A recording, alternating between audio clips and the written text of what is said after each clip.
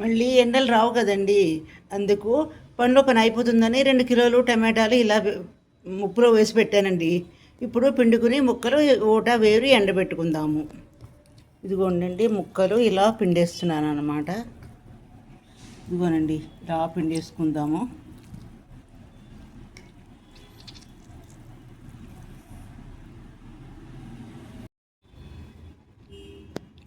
టమాటా పచ్చడి అండి. ఊటలోను నిన్న రాత్రి ఒక 1/4 కిలో చింతపండు ఇలా విడదీసి వేసుకున్నాను అనమాట.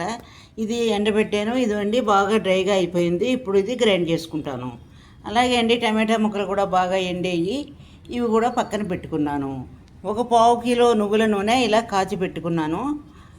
ఇది చల్లారే లోపల చింతపండు గ్రైండ్ చేసుకుంటాను.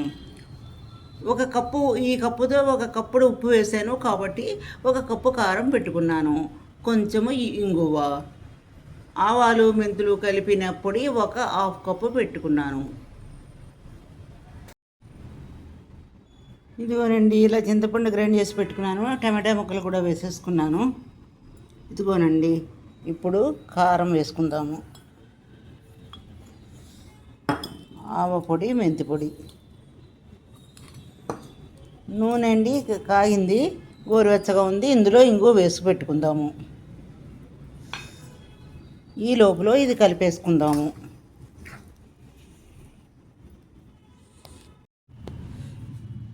ఇదిగోండి ఇలాగా కారము మెంతి పొడి బాగా వేసి కలిపేసాను. ఇదిగోనండి ఇంగువ నూనె పోసేస్తున్నాను.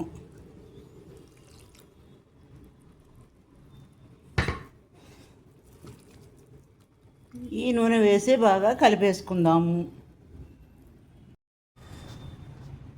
ఇదిగోండి టమాటా పచ్చడి రెడీ అయిపోయిందండి. ఇదండి కొంచెం ఉప్పు చూసుకున్నాక ఇలాగా జాడీలోకి ఎత్తి పెట్టుకుంటానండి. జాడీలోకి ఎత్తేసి బట్ట కూడా రెడీ చేసుకున్నాను.